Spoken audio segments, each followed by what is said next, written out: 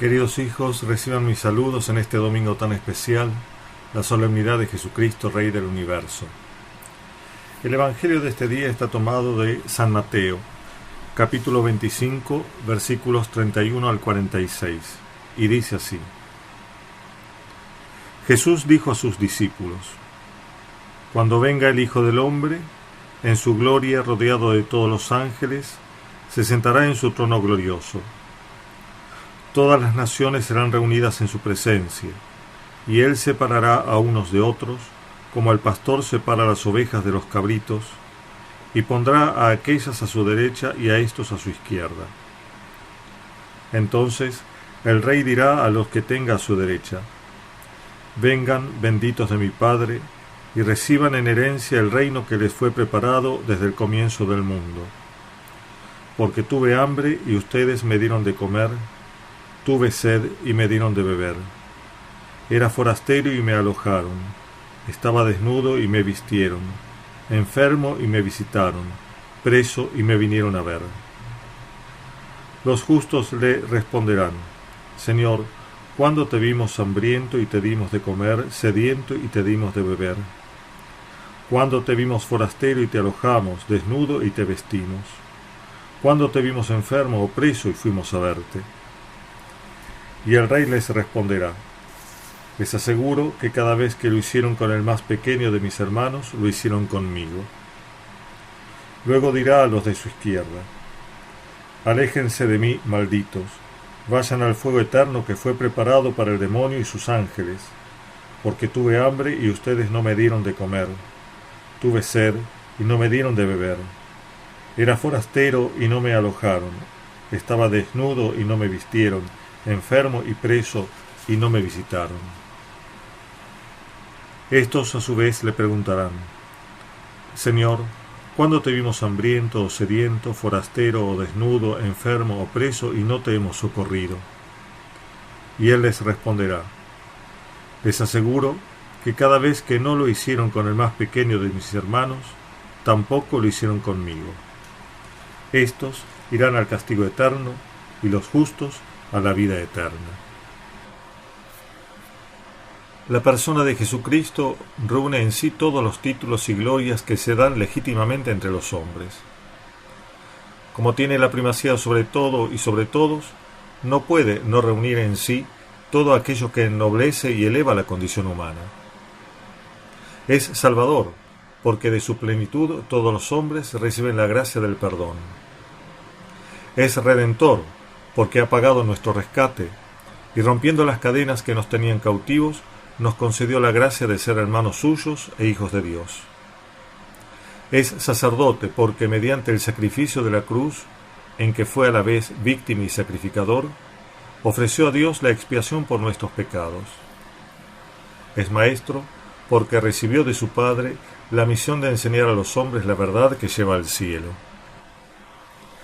Pero hay un título nobilísimo que compete de modo particular a Cristo, y es como su corona. Es el título de Rey. Muchas veces en la Sagrada Escritura se da a Cristo este calificativo.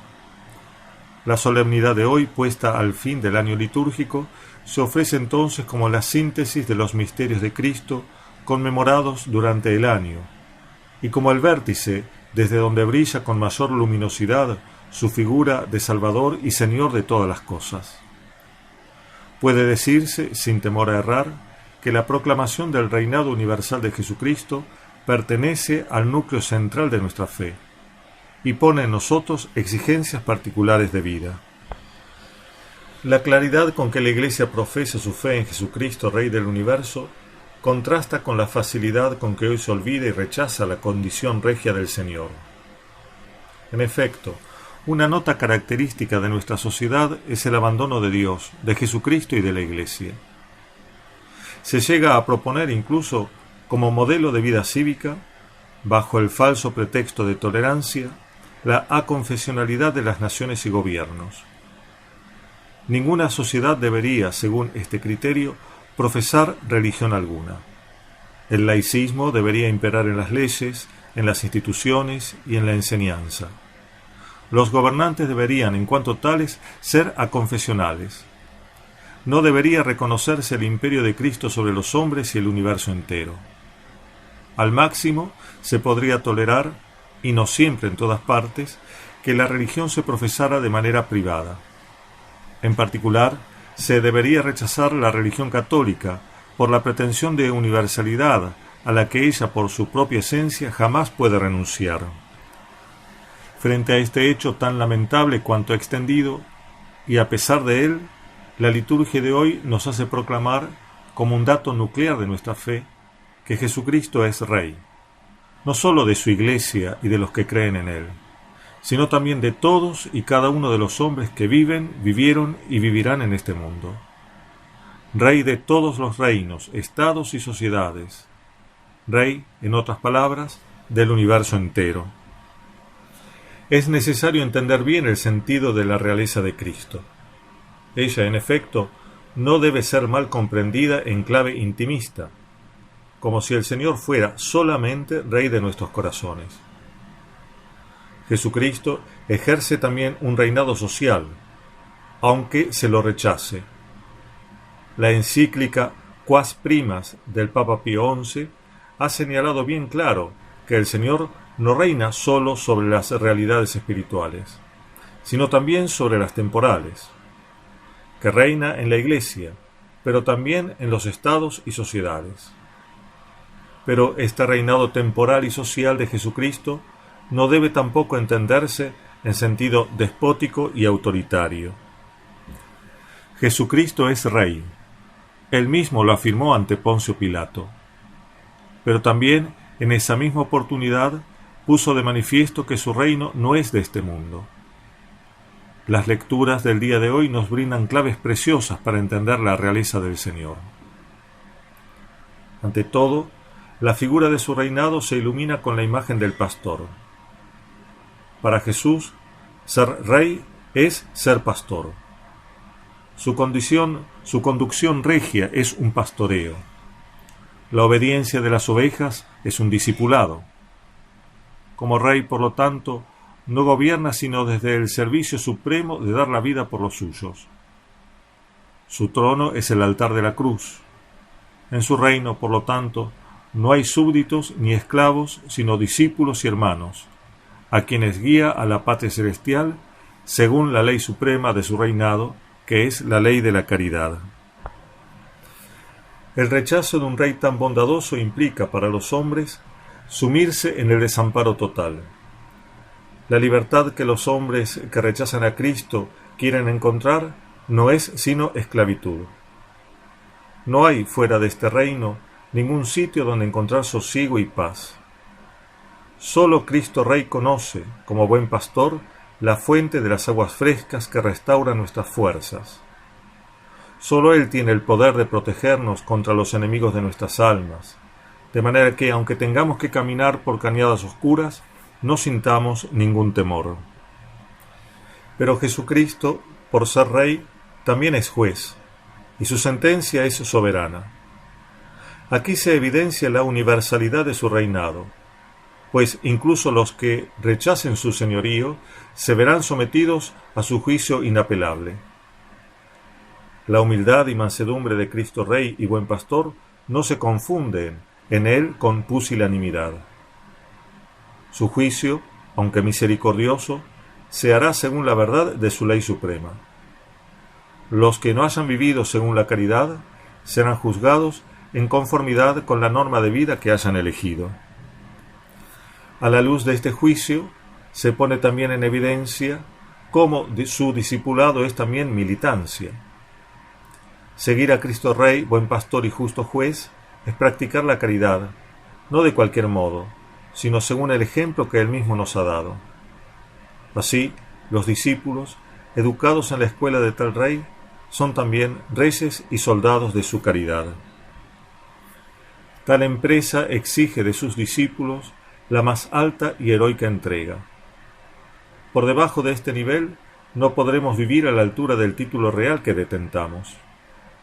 El seguidor de Jesucristo, deponiendo toda mezquindad y ambición, no busca sino servir a su Señor para que Él reine en las mentes, los corazones y en las sociedades. Tal empresa pide de nosotros las mejores cualidades de la voluntad, pero también las de la inteligencia. No nos bastaría con ser valerosos y fuertes sin ser inteligentes y sagaces. Nos es necesario ser, además de humildes y sencillos, también lúcidos y prudentes.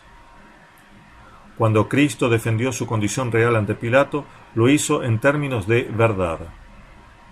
Soy rey, dijo, para esto he nacido y para esto he venido al mundo, para dar testimonio de la verdad. El reino de Jesucristo, por consiguiente, no se impone por la fuerza.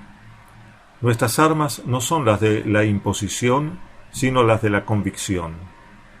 Nuestro poder no está en la fuerza que ostentan los poderosos de este mundo, sino en la caridad y el buen ejemplo, en la sangre y la prudencia, en la oración y la cruz, en la palabra y las ideas, el rosario y la Eucaristía.